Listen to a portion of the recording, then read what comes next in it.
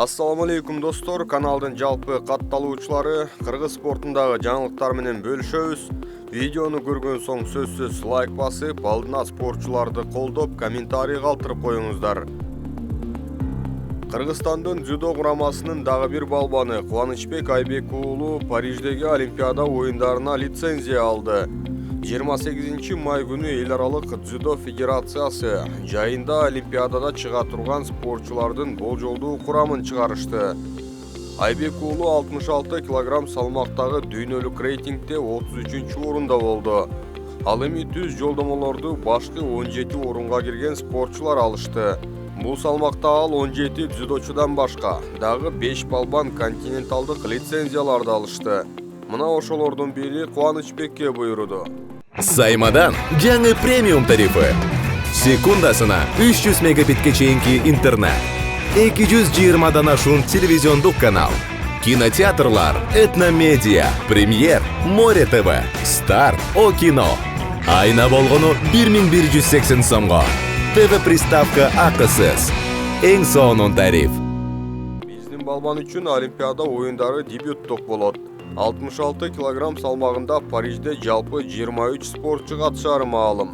Эске салсак, буга чейин 90 кг салмагында чыгып жүргөн Эрлан Шераф дүйнө чемпионатында 3-орунду алып, рейтингде 4-орунга жайгашып, түз жолдомо алган. Улуттук кураманын башкы машыктыруучусу Абдужалил Юнусовдун айтымында, алгач бизде бул спорт түрүнөн 3 лицензия күтүлгөн.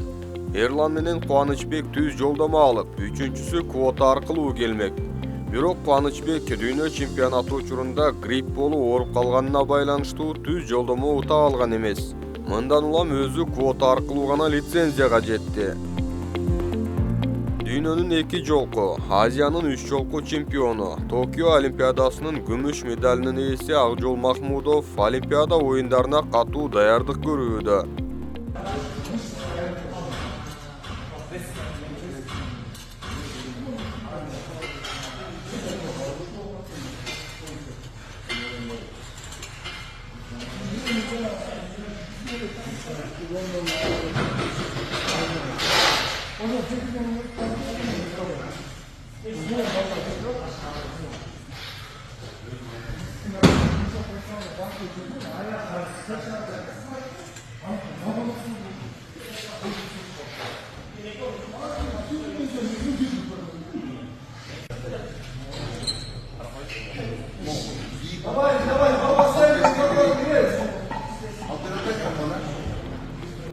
Кыргызстандык мушкер Кайрат Нурбай уулу 2-июнда Москвада өтө турган Хайп FC уюмунун кезектеги турниринде беттешке чыгат.